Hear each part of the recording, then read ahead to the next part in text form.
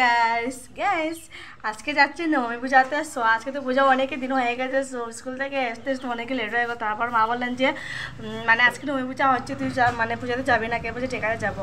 এখন আমি পুরোপুরি রেডি হয়ে গিয়েছি। আর দেখো দেবী দেবী পুরো রেডি হয়ে গেছে, ভাইও রেডি হয়ে গেছে। ভাই মানে বাইরে গেছে। চলো লেটস গো, পূজাতে যাবো। দুজনে লাগিয়ে দিই এরকম যাবো মানে অনেকে বৃষ্টি আসছে, তার জন্য ভাবলাম যে ঝটপট করে গিয়ে আসে যাই।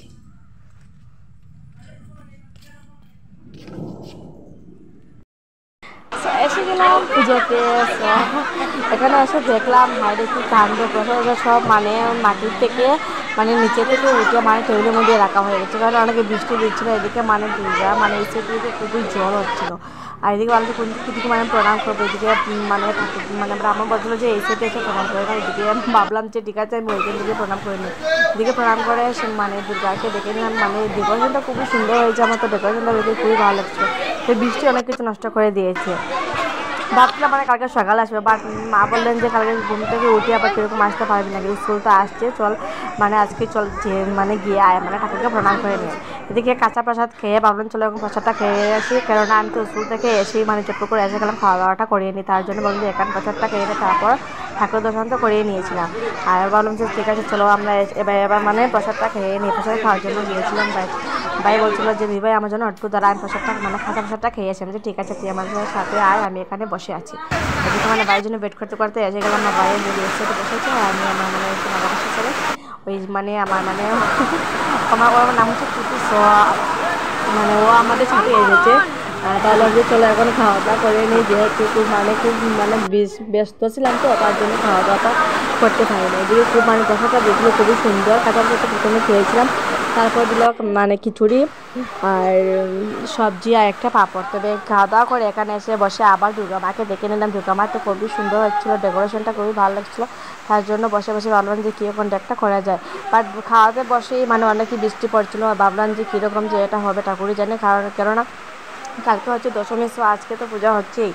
আর এদিকে খুব মানে প্রচণ্ড বৃষ্টি হচ্ছে। আজকে তো নবমী পূজা, সো আজকে নবমী পূজাটা দেখে নিলাম। আর ভাবলাম যখন কী করে মানে ঘরে যাবো, করে অনেকেই মানে এখন তো বৃষ্টি হচ্ছে, তার জন্য বাইকে বললাম যে বাড়িটি মানে দেখে আয় গিয়ে মানে বৃষ্টিটা একটু মানে কমছে মানে কমে আছে কি না। আর এদিকে মানে বাইকে বলে দিয়েছিলাম, বাইকে মানে বলছেন যে অটো ভিডিও করে নিয়েছে। তার জন্য বাড়ি দেখে এসে গেলো মানে দেখার জন্য যে বৃষ্টিটা কমে আছে কি না। বাট বাড়ি গিয়ে বলছিলো যে দিদি এই বৃষ্টিটা মানে অল্প অল্প কমে আছে, চলে যাবো। বাট বলছিলাম যে প্রথমে দেখে আয়কে সুন্দর করে যে কি বৃষ্টি কমছে কিনা। ও বলছিলো যে বৃষ্টি তো অনেকই মানে দিচ্ছিলো, বাট এখন তো মানে অল্প অল্প বৃষ্টি পড়ছে, কিছু হবে না, যাওয়া যাবে, চল বেরিয়ে পড়ি। এদিকে এটাই বলতে না বলতে ভাবলাম যে ঠিক আছে অল্প সময় বসে তারপর চলে যাব। এদিকে প্রচণ্ড রাত্র হয়ে গিয়েছিলো, মানে সন্ধ্যাবেলা হয়ে গিয়েছিলো, রাত্র হয়ে সন্ধ্যাবেলা হচ্ছিলো। মানে এখন তো বাজে মানে সকাল 5:30 বাজে। এদিকে বাচ্চাদের থেকে খুব মানে মজা করছিল আমাদের সাথে। আর ডেকোরেশনটা খুব সুন্দর হয়েছে, বা তোমাদের সাথে কিছু দেখানো হচ্ছে মানে দেখাতে পারছি না, কারণ এদিকে মানে বৃষ্টি হচ্ছিলো, বৃষ্টি মানে সব কিছু নষ্ট করে দিয়েছে। এদিকে বাইকে বললাম চলো বাইক মানে বাসাতে চলে যাব। ভাই বলছিল যে ঠিক আছে চলো চলে যাই। এদিকে আবার মানে দুর্গা মাকে প্রণাম করে আসি, তারপর চলে যাব।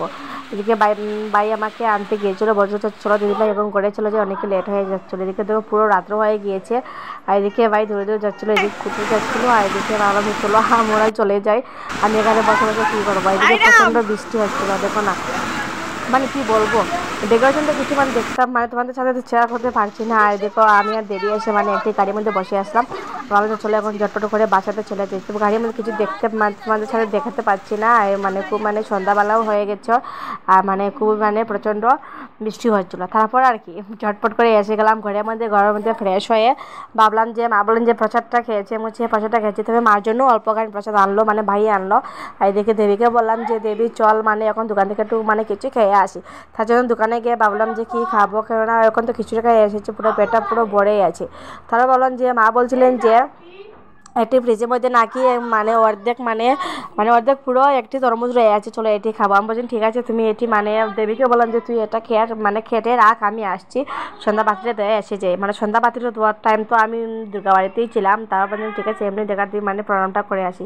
তারপর সন্ধ্যাবেলা মানে প্রণামটা করে তারপর দোকানে চলে গেলাম। আর এদিকে দেবী আমার জন্য তরমুজটা পিস করে রেখেছিলো।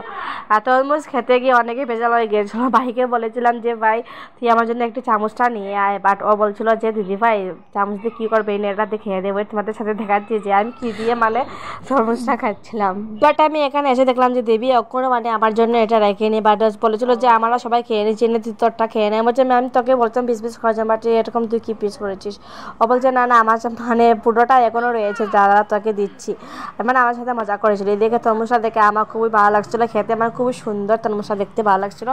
যেহেতু এখনও মানে বৃষ্টি পড়ছে, তোমরা বলবে যে মানে বৃষ্টির সময় তরমুজ খাওয়া হচ্ছে, বাট ফ্রিজে মধ্যে ছিল, ভাবলাম যে খাওয়া দাওয়াটা করে নিই। আর এদিকে মানে আমি 5 দিয়ে খাচ্ছিলাম, মানে বাইকে বলছিলাম চামচটা দিয়ে মানে কাঁটা চামচটা, বাট ও বলছিল বৃষ্টি হচ্ছে আমি কীরকম কী আনবো, যা মানে আমার কাছে এইটা আছে 5 to 5 দিয়ে খেয়ে নেয়। আর 5 দিয়ে আমি খাচ্ছিলাম, বাট মা আমাকে অনেক বকা দিচ্ছিলো, বলছিলাম যে মানে তুই কী রে, মানে তোর চামচ টামচ কি নাই নাকি, মানে 5 দিয়ে খাচ্ছিস।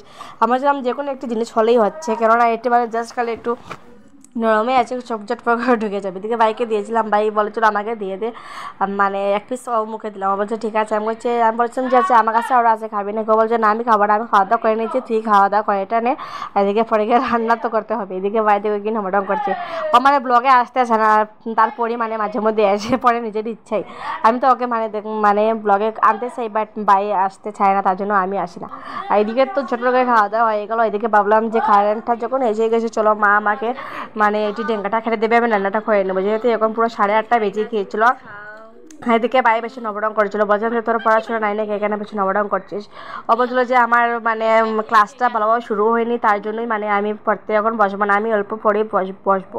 আর এটা সত্যি কথা, ক্লাসটা এখন ভালোভাবে মানে স্টার্টও হয়নি। আমিও যেহেতু তাড়াতাড়ি মানে স্কুল থেকে এখন এসে যাই, তাড়াতাড়ি বলতে ধরো একটার সময় আমি এসে যাই। তবে আজকে তো লেট হয়ে গিয়েছিলো, কেননা স্টুডেন্টই অনেক ছিল আর একটি মিটিংয়ে ছিল, তার জন্য অনেকে লেট হয়ে গিয়েছিলো। তারপর আর কি ঘরে আসতে না আসতে মা বললেন যে দুর্গা পূজাতে চলে যায়, মানে দুর্গাকে প্রণাম করে দিয়ে আসবে আর মানে অল্প প্রসাদটাও খেয়ে আসবে। যেহেতু আমি ঘরে আজকে ভাত খাওয়া দাওয়া করিনি, মানে ঘরের মধ্যে সকালবেলায় খেয়ে গিয়েছিলাম, আর এখন তো সকালবেলায় মানে দুপুরে সব কিছু রয়ে মানে আছে, তার জন্য মা বলেন যে এখন শুধু টেঙ্গা দিয়ে আলুটা মানে তরকারিটা রান্না করে দেয়। বাট আমি কী বলবো গেছি, আমার তো টেঙ্গা খেতে টোটালি ভালো লাগে না, সত্যি গেছি। এবং কী করবো, খাওয়া মানে খেতে তো হবেই। মা বললেন যে ঠিক আছে তুই তোর জন্য একটি মাছের বাজারটা করেছে। আমি বলছিলাম না আমি খাবো না, মানে দুপুরের বেলা যে চটচড়ি দিয়ে খাওয়া দাওয়া করবো, যেহেতু আমি দুপুরে তো খাওয়া দাওয়া করিনি, আমারটা রয়ে গেছে। মা বলছেন ঠিক আছে। আমি টেঙ্গা খেতে টোটালি পছন্দ করি না, সত্যি গেছি। এদিকে দেবী বলছিল যে এখন খাওয়ানো চটপট রান্নাটা করে চটপট করে রান্নাটা করে নইলে আবার কারেন্টটা চলে যাবে। হ্যাঁ এটা সত্যি করে, কারণ বৃষ্টি হচ্ছে প্রচণ্ড, তার জন্যই মানে কারেন্টটা চলে যাবে, তার জন্য কারেন্টটা আসছে। তো ভাবলাম যে রান্নাটা করে নিই। তবে টেঙ্গা খেতে ভালো, মানে কে টেঙ্গা খেতে ভালোবাসে আমাকে অবশ্যই কমেন্ট করে জানাবে। আমার তো ঢেঙ্গা টোটালি পোষায় না, সত্যি আমার যে কীরকম ভালো লাগে না, আমি কী যে বলবো। আচ্ছা গাইস, আজকে তো নবমী পূজা যাচ্ছে, মানে কাল হচ্ছে দশমী। সো তোমরা কে মানে রামনবমীতে এনজয় করছো আমাকে অবশ্যই কমেন্ট করে জানাবে। আজকে যেহেতু রামনবমী, সো আমাদের তো এখানে আর মানে নিরামিষ হচ্ছে না, আমাদের ঘরেতে মাছই হচ্ছে। সো কিছু হবে না, কেননা আমরা তো দুর্গা পূজাতে নিরামিষ যখন মানে খাওয়া দাওয়া করে নিই, আমার ঘরেতে তো নিরামিষ চলে না। আর এখানে দেবী বসছে, মানে দেবীকে বাইক অল্পছনে পড়াবো। এদিকে তো তরকারিটা হয়ে গেছে, তরকারিটা মানে হয়ে গেছে, এটা আমি নামিয়ে তারপর দেবী বাইকে অল্প সময় পড়াইয়ে তারপর খাওয়া দাওয়া করে ঘুমিয়ে পড়বো। আচ্ছা গাইস, আজকে ভিডিওটি কতটুকু রয়ে গেলো, তোমাদের যদি আমি ভিডিওটা ভালো লাগে তাহলে লাইক শেয়ার কমেন্ট সাবস্ক্রাইব অবশ্যই করে নিই ভিডিওটা গাইস। আচ্ছা গাইস, তোমরা ভুলবে না আমাকে মানে আমার চ্যানেলটাকে একটু সাবস্ক্রাইব করতে।